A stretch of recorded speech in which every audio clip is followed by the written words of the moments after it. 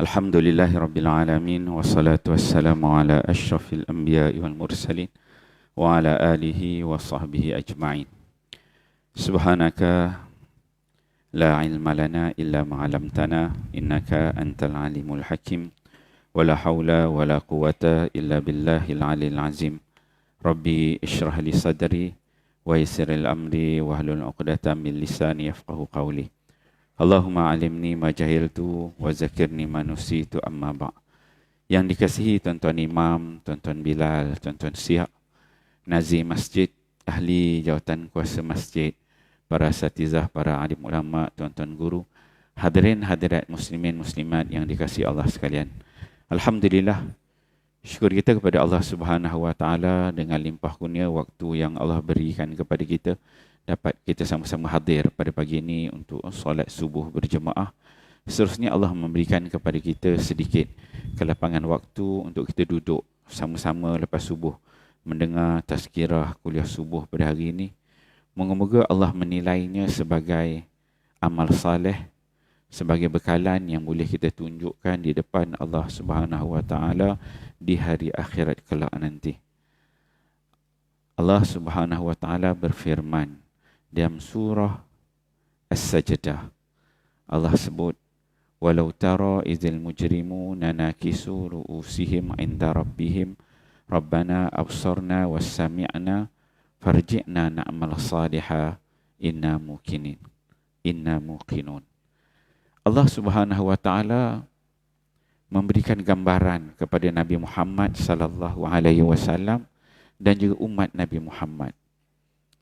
Allah kata, walau tara, sekiranya kamu dapat melihat, wahai Muhammad, wahai umat Muhammad, sekiranya kamu dapat melihat siapa al-mujrimun, iaitu mereka golongan orang-orang yang melakukan dosa dekat muka bumi ini, yang hidupnya buat salah, buat silap. Ketika mana mereka ini dihisap di hadapan Allah Subhanahu wa taala di hari akhirat kelak nanti, Allah cerita pada Nabi, benda tak berlaku lagi, masih belum berlaku, perkara yang akan datang yang berlaku di hari akhirat kelak nanti. Tapi Allah dah rekod dalam Quran. Allah cerita kepada Nabi Muhammad dan umat Nabi Muhammad agar memahami, mendengar dan menjadikannya sebagai pengiktibaran dalam kehidupan seharian. Allah sebut mereka golongan yang melakukan dosa ini, kata Allah, nakisu ru'usihim 'inda rabbihim. Mereka akan bagaimana? Tunduk, menundukkan kepala ketika mana buku catatan mereka dibuka oleh Allah Subhanahu wa taala, diperlihatkan ni. Inilah amalan-amalan yang kita buat sementara kita hidup dekat dunia. Allah Ta'ala bagi umur 40, 50, 60, 70, 80 tahun. Allah buka, bentangkan ni amalannya. Amalan-amalan dosa yang kita buat begini. Tidak ada walau sebesar zarah sekalipun Allah tertinggal. Maka pada ketika itu kita memang tak boleh buat apa. Kita hanya yang boleh kita buat, nakisu ru'usihim, kata Allah. Kita tundukkan kepala, rasa malu, rasa bersalah, segala-galanya ada dalam kita. Tundukkan kepala depan Allah Subhanahu wa taala, yang mana pada ketika itu yang kita ucapkan depan Allah, Allah dah sebut. Bahawa kita akan sebut depan Allah, Rabbana, ya Allah. Irji'na, ya Allah, pulangkan kami balik ke dunia. Irji'na, pulangkan kami balik ke dunia. Na'mal Rabbana absarna, ya Allah, kami dah tengok dah ni amal-amal kami dah tengok. Wa sami'na, dan kami dah dengar semua tentang nikmat syurga, neraka, dihisap depan Allah. Kami dah tengok, kami dah dengar. Irji'na na'mal salihah, ya Allah, pulangkanlah kami balik ke dunia untuk apa? Na'mal salihah, supaya kami boleh buat amal-amal yang saleh. Inna muqinun, kami telah yakin ketika itu. Itu permintaan kita ketika mana kita berada di depan Allah Subhanahu wa taala. Tapi tuan-tuan, Allah sebut dalam surah Ali Imran, dalam surah Al-An'am, Allah sebut, walau ruddu la'adu limanhu anhu. Allah kata, kalaulah orang tadi yang dah nampak dosa dia buat tadi, Allah kata, kalau kami pulangkan balik mereka ni ke dunia, adakah dia akan ubah perangai dia jadi lebih baik? Adakah mereka dulu dekat dunia buat maksiat, buat dosa, maka setelah nampak azab Allah, dibentangkan bucu tatatan, kalau Allah pulangkan balik ke dunia, adakah mereka ini nak buat benda baik, amal salih? Yang dia kata nak amal salihan itu. Allah sebut dalam surah Al-An'am, walau ruddu la'adu limanhu anhu. Kalau kami pulangkan mereka ni balik ke dunia, la'adu limanhu anhu, mereka ini akan terus buat yang dulu dia pernah buat tu, dia akan buat balik. La'adu limanhu anhu. Walaupun dia dah pernah tengok hisab, dah dikira, tapi kalau Allah balikkan ke dunia, dia tak berubah, tuan-tuan. Dia akan buat balik benda yang dia buat dulu. Kalau dia merompak, dia merompak. Kalau dia bunuh, dia bunuh. Kalau dia berzina, dia berzina. La'adu limanhu anhu. Mereka kembali buat apa yang dulu masa dekat dunia dia buat. Wa innahu lakadzibun. Mereka ni golongan yang pendusta. Kenapa, tuan-tuan? Kerana takdir Allah tu dah berlaku. Allah menentukan takdirnya, ada di sisinya, dan takdir itu telah berlaku, telah lepas. Takdir itu tidak boleh ditarik balik. Maksudnya kalau hari ini Allah beri kita waktu dan masa, tuan-tuan boleh datang, bangun, walaupun hari ni hari Isnin, bukan hari Ahad, datang susah, ngantuk bagaimanapun, datang untuk solat subuh berjemaah. Kalau Allah Ta'ala bangkitkan semula nanti, dia memang datang subuh juga. Kalau pagi ni tuan-tuan buat maksiat, maka kalau dibangkitkan semula, dia akan tetap buat maksiat. Tak boleh ubah takdir Tuhan itu. Maka waktu keemasan yang Allah beri dekat kita, umur 50, 60, 70 tahun ini, kita kena gunakan sebaik mungkin. Supaya apa? Supaya apa yang kita buat itu menjadi na'mal salihan. Amal-amal yang saleh. Yang boleh kita tunjuk depan Allah. Yang boleh kita katakan, ya Allah, ya Tuhanku, aku engkau, ya Allah, kau bagi aku umur 60, 70, 80 tahun. Ya Allah, ini yang aku bawa. Aku datang sembahyang subuh berjemaah, aku datang qiyam, aku berpuasa, aku infak. Aku duduk pengajian-pengajian agama, ya Allah. Ya Allah, ya Tuhanku. Kita boleh sebut depan Allah. Jadikanlah dia amal-amal saleh supaya dinilai oleh Allah Subhanahu Wa Taala dengan kebaikan yang berlipat ganda. Jadi tuan-tuan, kita ni pada pagi ni semua ni geng pahlawan subuh semuanya kan. Warrior, subuh warrior kan. Hebat semuanya. Ramai jemaah dekat sini ramai. Tapi yang jadi panglima, yang jadi hebat-hebat ni yang dapat hadir ni.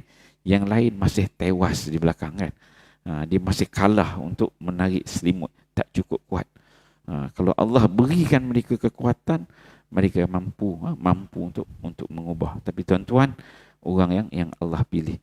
Tuan-tuan datang ke sini, anak-anak tak datang, ataupun isteri ataupun suami tak datang, tak boleh nak ubah besok. Kalau Allah pulang balik ke dunia, tak boleh ubah. Benda yang sama berlaku. Syukur pada Allah dengan nikmat yang Allah bagi, kita dapat hadir sama. Kita ni kalau kita berada dalam nikmat Allah ni, kadang-kadang kita tak terasa tengah buat datang. Dia jadi rutin harian. Tak rasa. Tapi mereka di luar sana yang tak merasa, tak dapat pergi, tak dapat datang. Bila dapat tu Allahu Rabbi nikmatnya, merasakan kenikmatan yang Allah berikan. Hadirin hadirat muslimin muslimat yang dikasihi sekalian, pada pagi ini saya nak berbicara tentang satu tajuk, iaitu nikmat syahid dalam peperangan. Nikmat syahid yang diterima oleh orang-orang yang berjuang pada jalan Allah. Kita sekarang ni memang tahu bagaimana suasana sahabat-sahabat kita, ikhwan muslimin yang berada di Gaza. Dah sebulan lebih dah dekat sana, kena bantai sampai hari ini. Dan angka kematian itu, angka syuhada itu dah belasan ribu yang mati. bagaimana mereka ini Allah Subhanahu wa taala berikan kepada mereka ni kekuatan. Kekuatan yang mana boleh bertahan, mempertahankan tempat tinggal mereka terus menerus.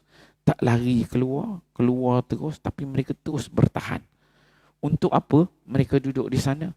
Kerana mereka mempunyai keyakinan untuk menjadi para syuhada, menjadi golongan yang syahid di jalan Allah. Yakin. Baca ayat Quran, baca hadis-hadis Nabi SAW, mereka mempunyai kekuatan, keyakinan yang utuh. Kalau kita berada tempat mereka ni, tak tahu lagi tuan-tuan. Kita cabut dah, kemas beg, ambil dokumen yang penting, kad pengenalan, IC, pasport, dah boleh pergi tempat lain dah kan. Kita, tapi mereka Allah berikan kekuatan. Dan kekuatan itu sifatnya subjektif. Kuat, bukan semua orang kuat. Tapi kekuatan itu anugerah daripada Allah Subhanahu wa taala kepada mereka.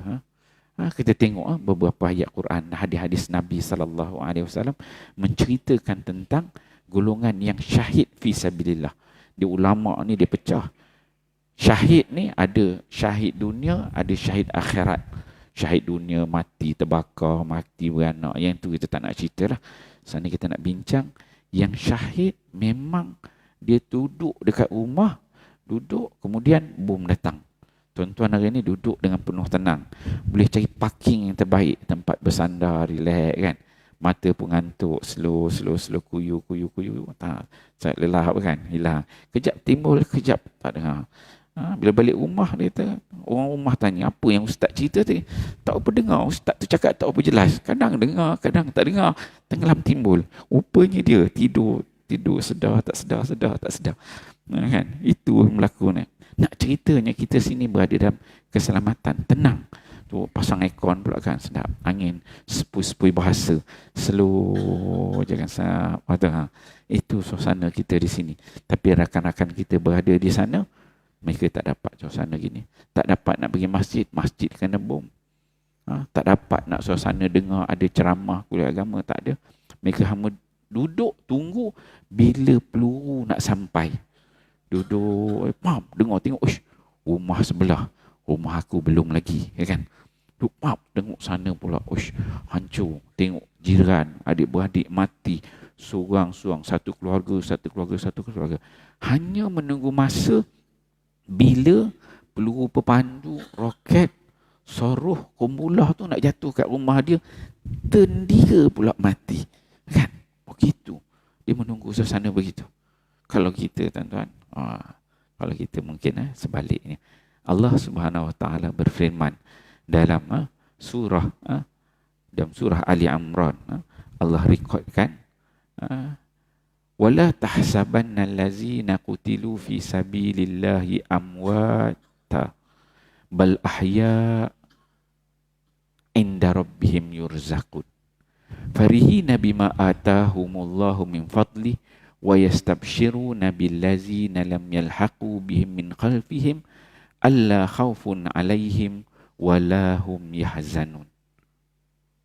Yastabshiruna bi ni'matin minallah wa fadlin wa annallaha la yudhi'u ajral mu'minin. Allah rekod dalam Quran. Allah Ta'ala kata, wala tahsabanna allazina qutilu fi sabilillahi amwata. Kamu jangan sekali-kali menyangka mereka orang-orang yang terbunuh, yang mati pada jalan Allah, yang menjadi syahid pada jalan Allah dalam perang, ma'rakah, ghazwah, sariyah ini. Amwata. Kamu jangan sangka, kira mereka itu mati. Walaupun zahirnya kamu nampak mati. Kamu nampak mati, berkecai badan, berkecai kepala, berkecai darah, jasad bergelimpangan dekat jalan. Jangan kamu sangka mereka ini mati. Allah kata, bal ahya'un 'inda rabbihim. Bahkan mereka ini hidup di sisi Tuhan mereka. Dia hidup. Kita nampak mati, tapi Allah kata mereka ini hidup. Hidup di mana? Hidup di sisi Allah. Yurzaqun. Bukan setakat hidup, tetapi Allah berikan kepada mereka rezeki-rezeki yang melimpah ruah daripada Allah.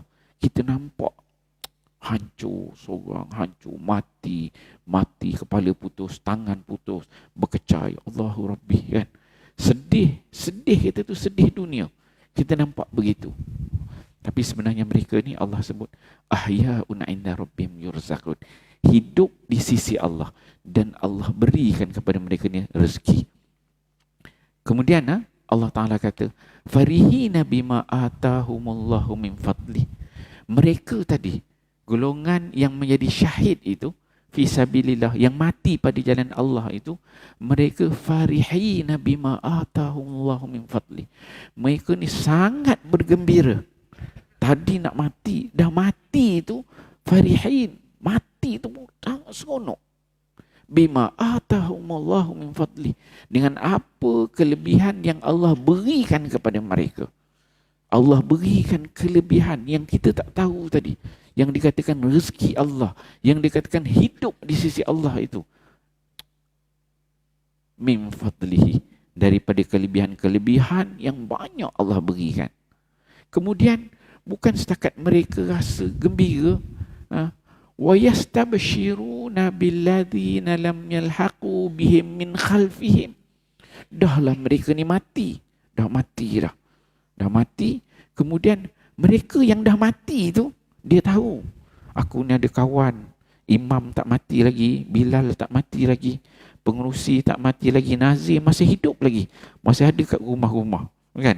Pada ketika itu jemaah dah tahu dah, yang ni bendahari pun tak mati lagi. Yang dah ada bersama dengan dia mungkin 4-5 orang AJK je yang dah syahid sama dengan dia. Mereka ni kata Allah, wa yastabshiruna billazina lam yalhaqu bihim min khalfihim. Allah berikan kepada mereka yang mati tu, AJK berapa orang tu, berita. Diceritakan kepada mereka berita yang gembira, yang mana kawan-kawan mereka ni juga akan menyusul. Tunggu kawan-kawan tu akan datang bersama dengan mereka. Duk tunggu. Allah Ta'ala kata yang ni pula, mereka ni akan menyusul satu. Yang mana Allah sebutkan sifat mereka ni, alla khaufun alaihim. Golongan yang dikatakan syahid pada jalan Allah ni, Allah khaufun alaihim. Mereka ini tidak ada sifat takut. Bila berada dalam suasana itu, penuh hatinya nakkan syahid Allah, Allah khaufun alaihim. Dia tak rasa takut, tuan-tuan. Kita ni mati ni rasa takut. Tapi golongan yang nak syahid pada jalan Allah ni, Allah khaufun alaihim. Dia tak ada rasa takut. Tuan-tuan tengok klip-klip video, para syuhada yang hidup lagi tu, ada mereka ni takut? Tak. Yang takut, yang lari Zionis, Yahudi tu yang lari. Mereka tak takut, mereka tunggu itu. Tak ada menyatakan kekesalan untuk menjadi syuhada, tak ada. Allah khaufun alaihim, terus berjuang, dia tak rasa takut. Walahum yahzanun, dan mereka ini tak rasa sedih, tidak sedikit pun rasa sedih, sebab seronok. Dan Nabi SAW dalam satu hadis, Nabi sebut, asyahidu la yajidu alamal qatli illa kama yajidu ahadukum alamal qarsah. Ini nak cerita bagaimana rasa orang yang mati syahid fisabilillah itu, dengan beza dengan kita yang mati atas katil. Yang mati dekat masjid ke, yang mati dekat rumah, yang mati dekat hospital sini. Apa beza mati mereka dengan mati kita? Allah Ta'ala sebut, Nabi kata, asyahidu, orang yang syahid pada jalan Allah tu, la yajidu alam. Mereka ni tak rasa sakit. Al-qatli, sakit mati tu mereka tak rasa. Sakit yang dikatakan sakit mati itu mereka tak rasa. Bagaimana sakit mati kita yang tak syahid pada jalan Allah ni?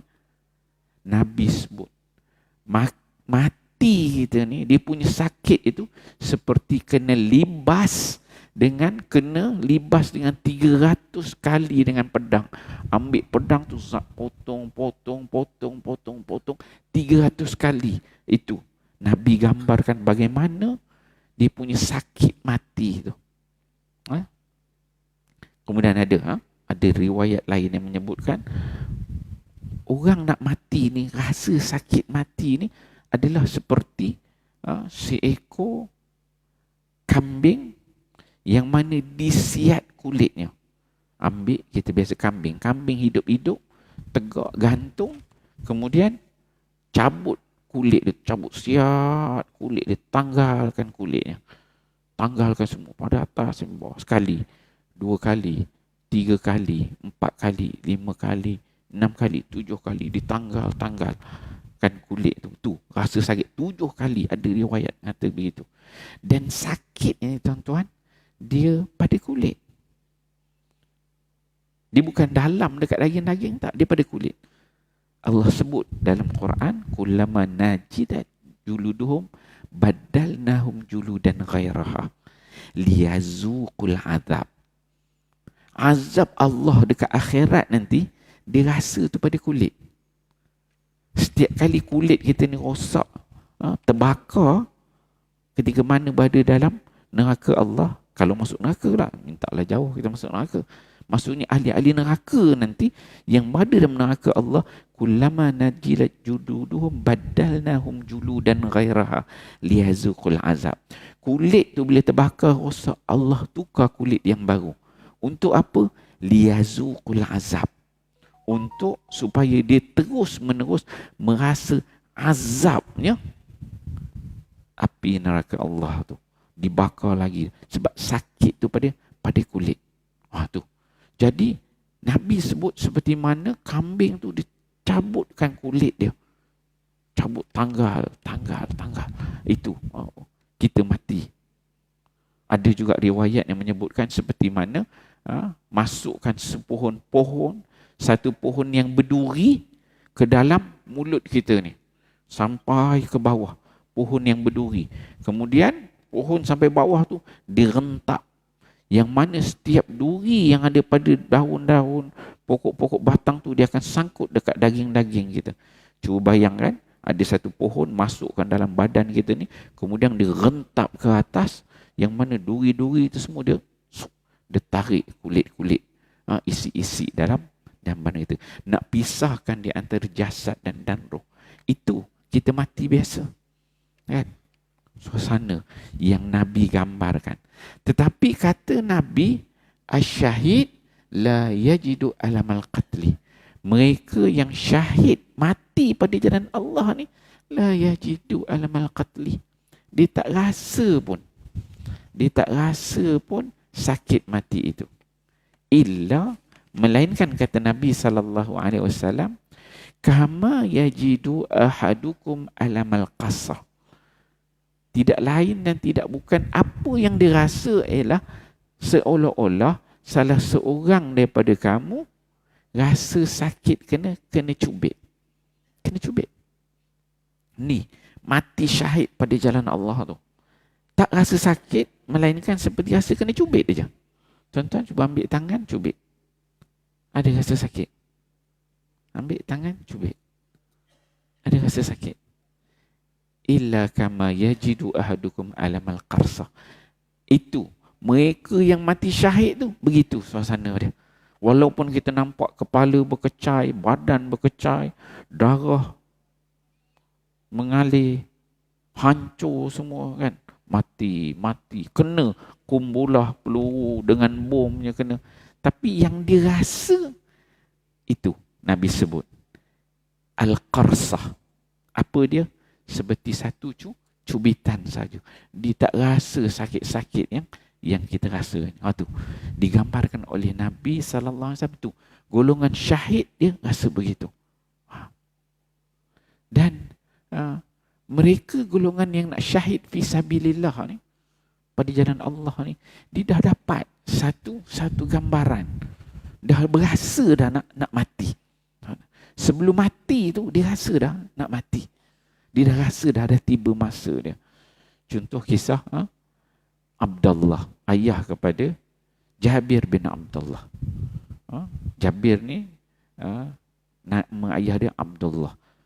Dia antara kanak-kanak pertama yang memeluk Islam ketika mana berlakunya perjanjian Aqabah yang kedua. Seorang-seorang je kanak-kanak yang dia pergi dengan ayah dia bai'ah dengan Nabi pada perjanjian Aqabah yang kedua. Kemudian pada tahun berlakunya peperangan Uhud, pada ketika itu sehari sebelum perang itu, perang Uhud, ayah dia Abdullah ni dia mimpi dia merupakan individu pertama yang akan syahid besok perang dalam perang Uhud. Tengok, Allah dah berikan gambaran. Ush. Dan bila dia bangun pagi, dia panggil anak dia, Jabir, wahai Jabir, mai sini. Dia kata, Jabir, dia kata, malam tadi aku tidur, aku mimpi bahawa aku merupakan sahabat pertama yang akan syahid besok pada peperangan Uhud. Dia beritahu anak dia dah. Kemudian dia pesan dekat anak dia, wahai Jabir, kamu ada adik-beradik 9 orang perempuan. Jabir ni paling kecil. Kamu ada kakak 9 orang perempuan, kamu jaga mereka dengan baik. Dan dia pesan pada Jabir, wahai Jabir, aku ni banyak utang. Kau settlekanlah hutang-hutang aku ni. Dia ceritakan gini, hutang orang ini semua. Jabir nak pergi perang sekali, tapi Nabi tak kasih. Umur, tak cukup umur. Tak balik lagi, kanak-kanak. Dan memang berlaku. Besoknya bila berlakunya peperangan Uhud itu, Abdullah, ayah kepada Jabir ni, merupakan orang yang pertama syahid. Fisabilillah. Satu gambaran tu dia dah rasa dah dia nak syahid ni. Dah tahu dah. Golongan syahid tu dia dah berasa dah. Turn dia dah sampai. Begitu kita tengok ketika mana berlakunya peperangan Badar. Perang Badar ni perang yang pertama lah dalam Islam. Ketika mana perang Badar, sahabat yang nak syahid ini, dia tanya kepada Nabi SAW, ya Rasul, di mana tempat aku? Bila aku syahid nanti? Nabi tu sebut, kamu ni semua duduk dalam syurga Allah. Dia kata, sahabat yang nak berdepan dengan tentera kafir musyrikin Mekah pada ketika itu, dia sambil dia makan tamar. Ada tamar yang dia makan. Nak makan tamar tu pun dia tak nak makan dah. Dia kata bakhin. Dia kata, tak nak makan ni, nak.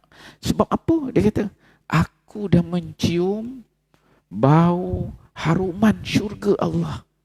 Dia dah cium dah, tuan-tuan. Dia nak syahid, dia dah cium dah bau tu. Ni turn dia dah sampai. Dia dah berasa dah, Allahu Rabbi. Subhanallah, dia turn dia dah sampai. Kasturi, haruman syurga tu dia dah cium dah. Turn dia dah sampai. Terus. Dan dia memang terus ambil pedang, dia terus masuk perang, dia merupakan syahid. Dia dah diberikan gambaran bahawa dia akan menjadi syahid.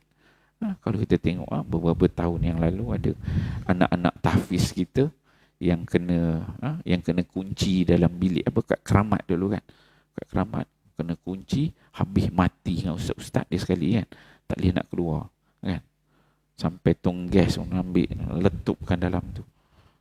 Mereka ini, kalau tuan-tuan tengok sebelum beberapa minggu semua tu, anak-anak ni dia balik rumah, jumpa mak ayah, track record dia punya track record ni. Bila orang tanya balik, macam mana anak kamu ni dulu, gini kan, kata dia, anak saya dulu dia cerita, budak dia cerita, anak saya ni dari itu dia balik, dia cerita dia mimpi dia naik ke langit, dia tu memang dia tak pernah cerita benda-benda macam tu.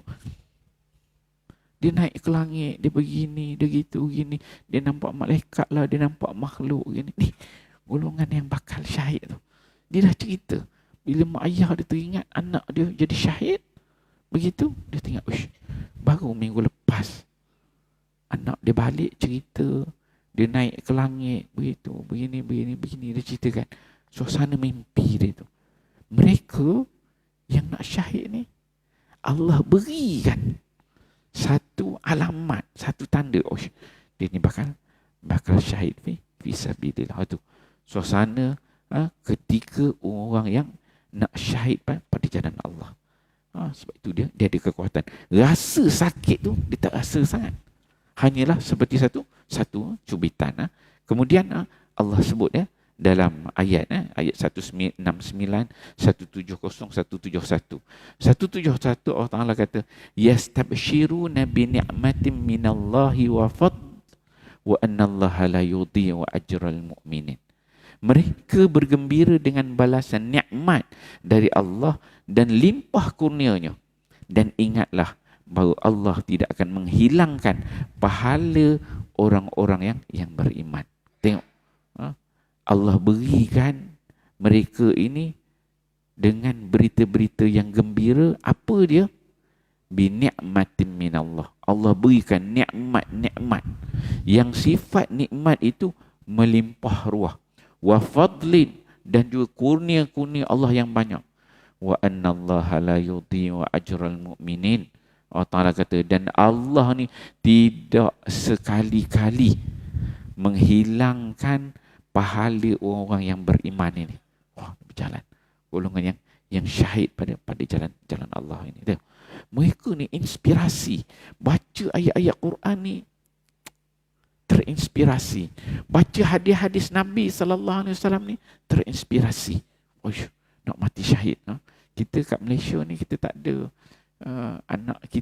anak-anak kita ni tak diajar. Kita pun tak diajar. Kita ada program PLKN. PLKN ni untuk bina jati diri, pertahankan negara. Baguslah tu. Tapi sebenarnya dalam Islam kita ada bab jihad. Bagaimana nak menjadikan hati penuh keimanan, jati diri dalam diri, yang mana setiap orang tu mendambakan syahid pada jalan Allah. Islam diajar itu. Tapi kita tak boleh sebut syahid, berjihad. Ini nampak macam nak jadi teroris. Penting tuan-tuan sebenarnya. Kita kena faham dalam kerangka Quran, kerangka hadis Nabi SAW, supaya kita ni tidak tersasar. Tidak tersasar bagaimana dia tak jadilah macam Al-Ma'unah ke, macam kelompok-kelompok yang dia katakan sesat, berjuang. Tak. Benda tu perlu diajar. Tapi tak boleh nak sebut.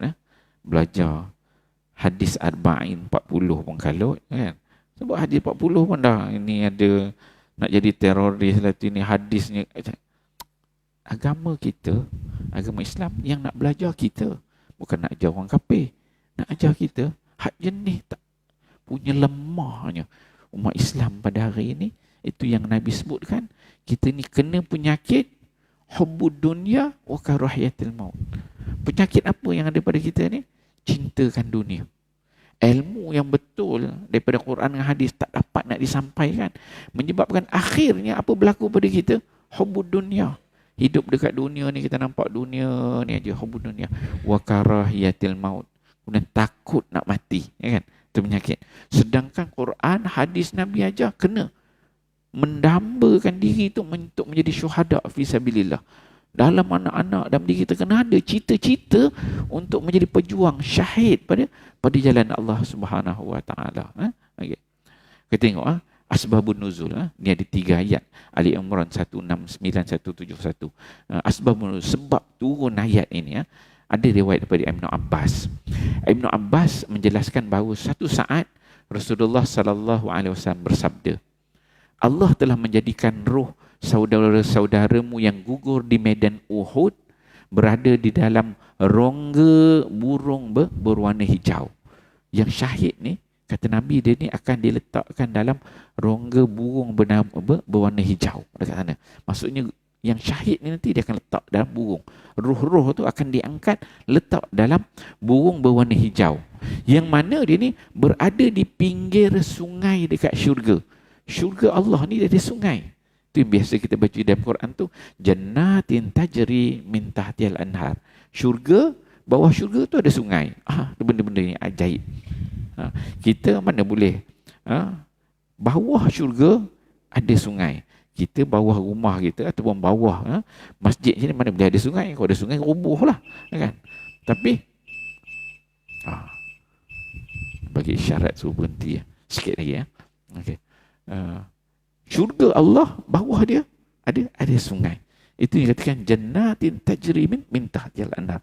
Jadi burung-burung yang dalamnya itu ada roh para syuhada ni, dia akan berada di pinggir sungai syurga itu. Duduk dalam burung berwarna hijau.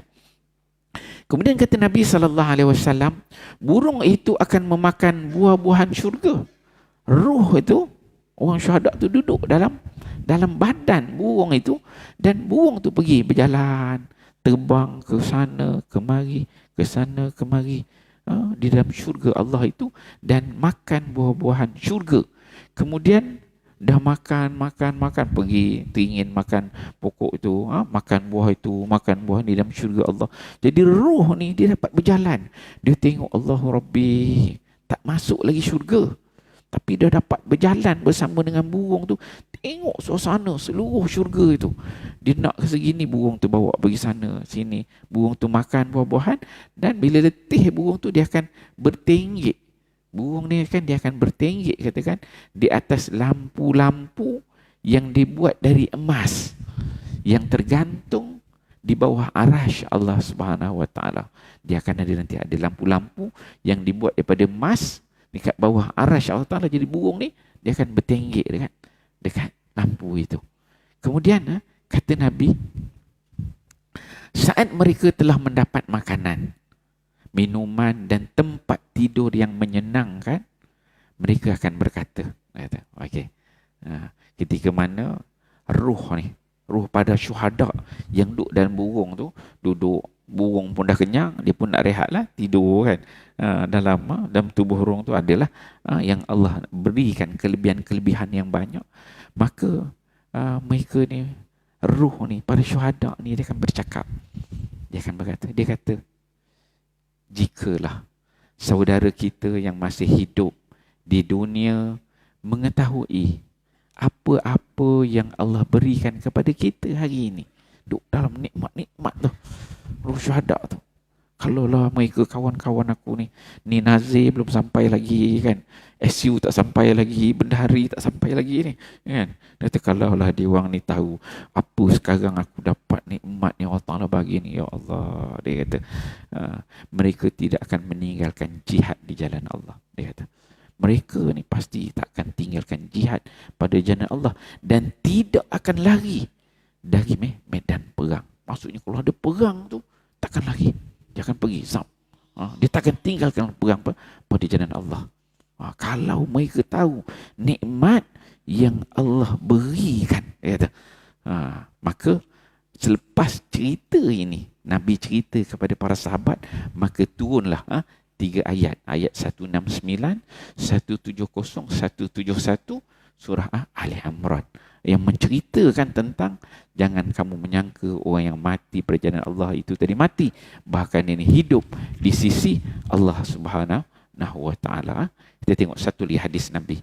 Nabi dia sebut, Nabi dia kata, wallazi nafsi biyadi, kata Nabi SAW, demi Allah, demi zat Tuhan yang mana nyawa aku ini berada dalam genggaman Allah. Kata Nabi, laula anna rijalan minal mu'minin la tatibu anfusahum ayyatakhallafu anni. Kata Nabi SAW, kalaulah tidak kerana memikirkan seseorang mukmin, para sahabat itu, sahabat-sahabat Nabi ni, mereka ni merasa susah, merasa sedih, menyebabkan mereka ni tidak keluar berperang dengan Nabi SAW. Nabi kata, kalaulah aku tak fikirkan sahabat-sahabat aku ni nak perang tu, rasa sedih, rasa takut, perang, takut, pergi perang, takut, kata. Satu dia kata.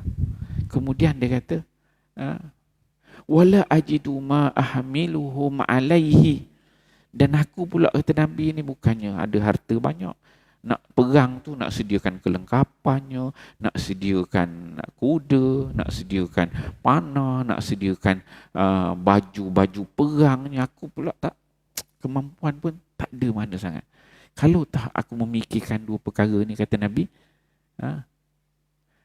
matakhallaftu an sariyatin taghzu fi sabilillah, niscaya, kata Nabi, pasti aku tidak akan meninggalkan pasukan perang pada jalan Allah. Aku, kata Nabi, Kalau aku tak fikirkan sahabat, tak fikirkan nak sediakan kelengkapan ni, aku kalau perang aku takkan tinggal, aku akan pergi je. Ada di ruang perang kata Nabi, aku akan pergi. Dengar je ada perang, aku akan pergi. Dia dalam istilah Arab ni ada istilah dia ghazwah. Ada satu dia nama dia ma'rakah. Ada istilah dia sariyah. Kalau sariyah ni, para ulama dia kata sariyah ni yang mana pergi, Nabi dihantar delegasi untuk perang, Nabi tak ikut, nama sariyah. Dia kata dalam 5 orang sampai 800 orang dipanggil sariyah. Kalau ghazwah Nabi ada sekali, itu panggil ghazwah. Dan Nabi kalau ghazwah tu Nabi akan menjadi panglima tentera yang memimpin peperangan tu. Perang Uhud, perang Badar, Nabi ada, itu panggil ghazwah. Kalau sariyah ni Nabi tak ikut sekali. Nabi hantarlah para sahabat yang memimpin peperangan itu. Itu. Dan ni disebut, Nabi kata, kalau ada peluang aja perang, aku akan pergi, aku takkan tinggal. Kemudian Nabi sebut lagi, wallazi nafsi biadi, demi Tuhan yang mana zat nyawa aku ini berada dalam genggaman Allah. Kata Nabi, lawadittu anni aqtul fi sabilillah, aku sangat mengharapkan semoga aku ni pergi perang, aku terbunuh dalam perang-perang itu. Nabi SAW. Kalau tak fikirkan sahabat, tak fikirkan lagi, kata ada perang aku nak ikut. Dan bila perang je aku memang lawadittu anni aqtul fi sabilillah. Aku nak pergi perang dan perang tak aku nak mati. Aku tak nak balik hidup, kata Nabi. Lawadittu anni aqtul fi sabilillah. Supaya aku pergi tu untuk mati pada jalan Allah. Kemudian kata Nabi SAW, summa ahya, summa aqtul, summa ahya, summa aqtul, summa ahya, summa aqtul. Yang mana aku mati tu, aku tak nak dia mati terus. Mati, kemudian Allah bagi aku hidup balik. Hidup balik, kemudian pergi perang lagi. Aku mati balik. Mati balik perang, Allah hidup bagi nyawa balik. Aku pergi perang lagi. Berkali-kali Nabi dia nak macam tu. Pergi perang mati, Allah Ta'ala bagi nyawa hidup, mati balik.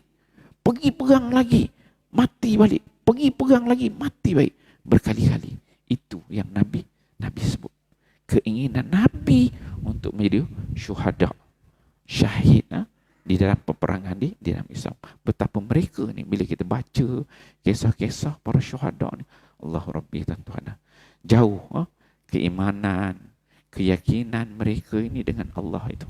Kita ni cap ayam kan. Kita ni dengar perang, kemas-kemas barang pergi masuk hutan. Orang dulu kan dengar perang, rumah dia tinggal di masuk hutan. Kan? Kita tak diajar, tak beri kepahaman yang baik. Jati diri kita tak ada. Melayu, kita ni tak dinampakkan, Islam tu tak meresap bentuk jihad dalam diri tu, tak ada. Tak diajar. Nak ajar pun takut jadi teroris tu ni kan. Dan inilah agenda-agenda puak-puak kafir. Dia tak nak kita ni yakin, percaya dengan benda-benda syahid fisabilillah, jihad fisabilillah. Dia nak kita jadi golongan yang lemah. InsyaAllah, moga-moga apa yang kita kongsikan pada pagi ini memberi inspirasi kepada kita, memberi semangat. Dan kita doakan, terus berdoa sahabat-sahabat kita yang berada di Ghazah itu, Allah berikan kekuatan kepada mereka bakal menjadi syuhada. Walaupun kita nampak benda yang sedih dalam pandangan mata kasar kita, sebenarnya bagi mereka itu sangat menggembirakan. Farihi nabi ma'atahumullah min fadli. Dan kita kena ada dalam diri kita, dalam diri kita kena ada, ya Allah ya Tuhanku, bila dah nak beri peluang supaya aku juga berpeluang untuk menjadi syahid seperti mereka. Kena ada, tanam dalam diri tu, kena ada. Nampak nikmat-nikmat, tahu kelebihan-kelebihan tu, maka dia akan menyerap dalam diri kita. Barulah kita ni ada kekuatan, semangat. Tak takut dengan mati tu. Pergi untuk mati. Kan? Bersedia ke arah tu? Moga-moga memberi faedah kepada kita semua pada bagian ini. Auzubillahi minasyaitonirrajim. Bismillahirrahmanirrahim. Alhamdulillahirabbil alamin wassalatu wassalamu ala asyrafil anbiya'i wal mursalin wa ala alihi washabihi ajmain. Allahumma ja'al jam'ana hadza jam'an marhuma wa tafarruqana min ba'di tafarruqan ma'suma wa la taj'al lahum fina wa la ma'ana wa la man yattabi'una syaqiyya wa la matruda wa la mahruma bi rahmatika ya arhamar rahimin. Rabbana atina fid dunya hasanah wa fil akhirati hasanah wa qina adzabannar. Wa sallallahu ala sayyidina Muhammad wa ala alihi washabihi wasallam. Walhamdulillahirabbil alamin. Assalamualaikum warahmatullahi wabarakatuh.